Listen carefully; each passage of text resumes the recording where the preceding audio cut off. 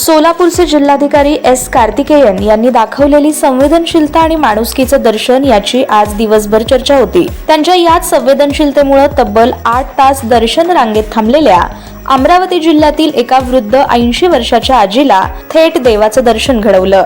दर्शनानंतर जिल्हाधिकारी एस कार्तिकेयन हे माझ्यासाठी भक्त पुंडलिकाच्या रूपात धावून आल्याची भावना त्या आजीनं व्यक्त केली। आषाढी यात्रेच्या निमित्तानं पंढरपुरात भक्तीचा महापूर आलाय।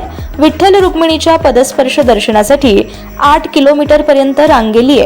याच दर्शन रांगेत मोर्शी तालुक्यातील पद्माजा वारसे या 80 वर्षाच्या आजी देखील उभ्या होत्या। शरीर थकलेलं, धड नीट चालताही येत नाही, तरीही त्या सावळ्या विठुरायाच्या दर्शनाच्या ओढीनं जीवाची पर्वा न करता तब्बल 8 तासाहून अधिक वेळ त्या रांगेत चालत होत्या।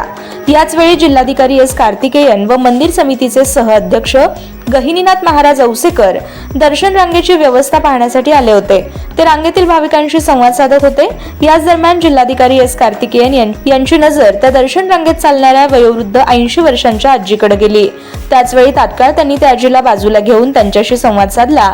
त्यावेळी त्या आजीनं मी केवळ विठुरायाच्या दर्शनासाठी रांगेत उभी राहिलीये, एकदा का विठुरायाचं दर्शन झालं की मी डोळे मिटायला रिकामी, अशा शब्दात तिनं आपल्या भावना व्यक्त केल्या। आजीचे शब्द ऐकून जिल्हाधिकाऱ्यांचेही डोळे पाणावले आणि संवेदनशील असलेल्या जिल्हाधिकाऱ्यांनी थेट त्या माऊलीला बाजूला घेऊन पदस्पर्श दर्शन देण्याची व्यवस्था केली।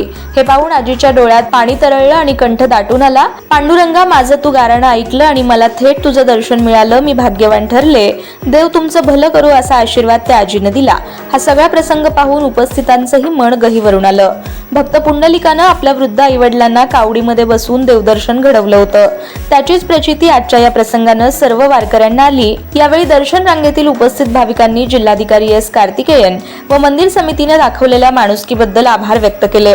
यावेळी मंदिर समितीचे कार्यकारी अधिकारी राजेंद्र शेळके, प्रांताधिकारी सचिन इथापे आदी जण उपस्थित होते।